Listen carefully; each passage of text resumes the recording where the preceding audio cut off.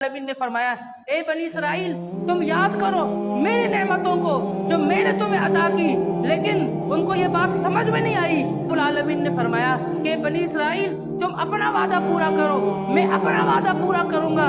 लेकिन उन्होंने आशिकनी की। मत भूलिएगा कि हम अपने पेट के लिए खुद ही मेहनतें करते हैं। बनी इसराइल के लिए मन्ना सलवा आसमान से उतरा करता था, लेकिन नाशुक्री की वजह से अल्लाह तबारक व तआला ने तमाम नेमतें उनसे छीन ली।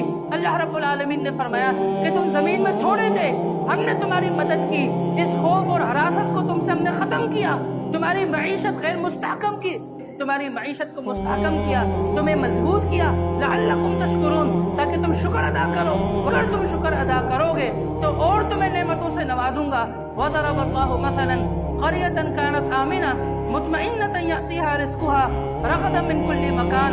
अल्लाह रब्बुल आलमीन मिसाल बयान करता है एक ऐसी बस्ती की कि जो बिल्कुल पुरअमन होकर जिंदगी गुजार रही थी। तो फरमाया फ़कफ़रत बिअनउमिल्लाह, उन्होंने अल्लाह की नेमतों की नाशुक्री की, नाकदरी की, तो अल्लाह रब्बुल आलमीन ने उन पर अपना अज़ाब मुसल्लत कर दिया। फ़अज़ाक़हल्लाहु लिबासल जू'i वल खौफ़ि बिमा कानू यस्नऊन। अल्लाह रब्बुल आलमीन ने उनकी मईशत जो मुस्तहकम थी उसे गैर मुस्तहकम कर दिया। अमन के साथ जिंदगी गुजार रहे थे, वो अमन उनसे छीन लिया।